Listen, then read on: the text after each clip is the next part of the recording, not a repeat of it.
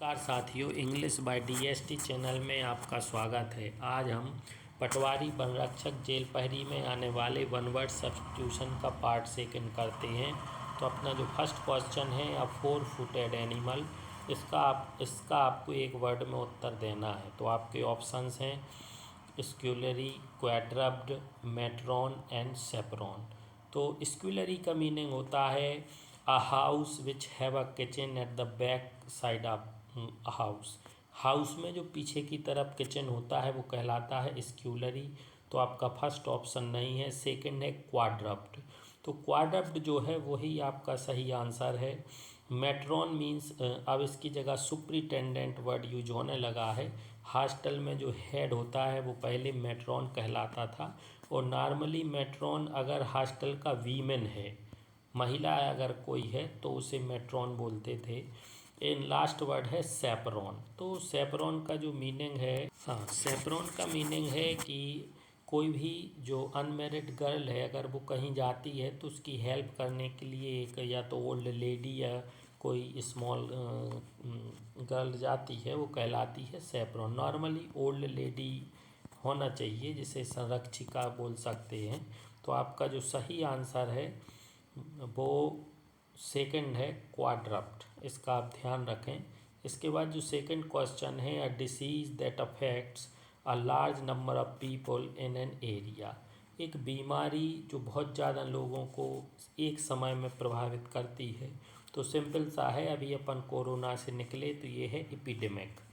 इसका सही आंसर है। एकेडमिक मतलब होता है रिलेटेड टू एजुकेशन। कंटेजियस का मतलब होता है डिसीज दैट जो that spread someone bye touching, जो किसी को टच करोगे वो फैल जाती, तो कंटेजियस। और इनकोरिजिबल का मीनिंग जो है वो होता है, इनकोरिजिबल का मतलब ऐसा दैट समथिंग या something that can't be changed, जो कभी बदला ना जा सके, जिसमें सुधार ना हो। तो ये भी आपका आंसर नहीं है। सही आंसर है एपिडेमिक। फिर जो आपका थर्ड है, a former student of a school, college और यूनिवर्सिटी, इसको क्या बोलेंगे? तो इसको बोलेंगे एल्यूमिनस। जीनियस का मीनिंग आपको पता, लर्नर सीखने वाला, स्कॉलर जो कहीं रिसर्च कर रहा होता है या किसी पर्टिकुलर पर वो होता है। तो यहाँ आपका आंसर है एल्यूमिनस, जिसे बोलते हैं former student of a school, college और university. Question number 4, a doctor who specialises in the disease of the eyes. एक डॉक्टर जो आँखों की डिसीज़ के लिए होता है उसे क्या बोलते हैं? तो फर्स्ट ऑप्शन है आपका जो असर, ये प्रोनाउंसिएशन थोड़ा अजीब है, असरर।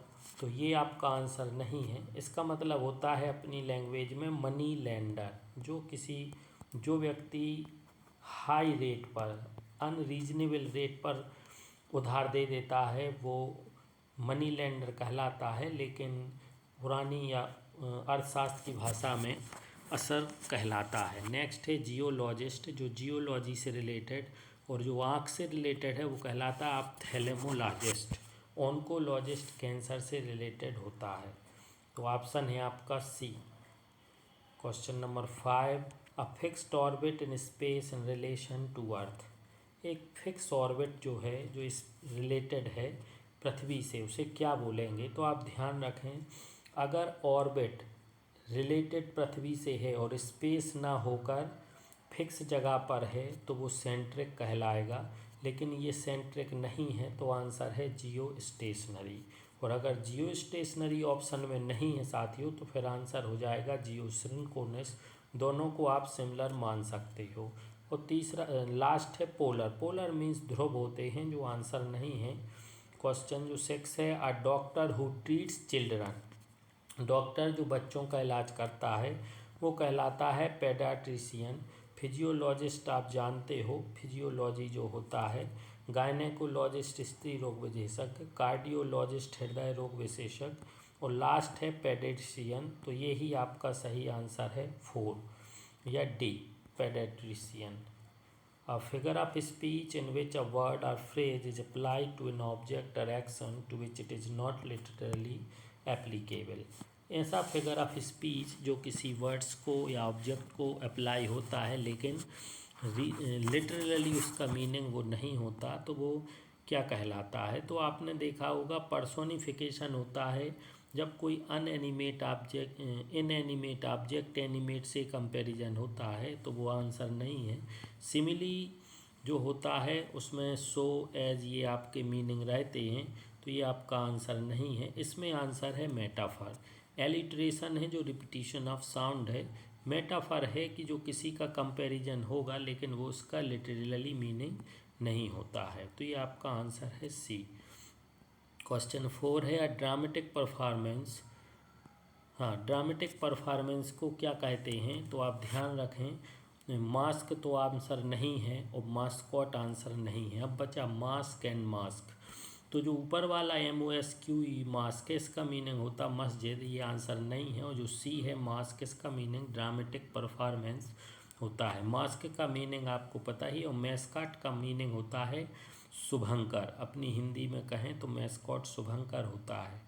Question number 9 a drawing on transparent paper.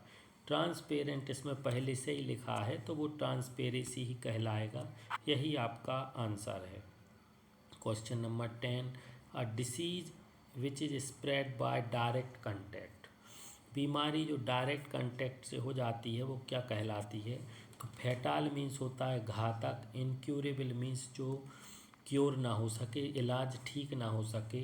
Infectious means जो इन्फेक्शन से हो। कंटेजियस का जो मीनिंग है ऊपर लिखा disease which is spread by direct contact, तो आपका जो आंसर है वो है सी, कंटेजियस। ये आपके हो गए साथियों, इनको आप रिवीजन करें। लैंग्वेज थोड़ी कठिन है लेकिन एग्ज़ाम में सरल नहीं आते हैं। धन्यवाद। आप कमेंट करें, लाइक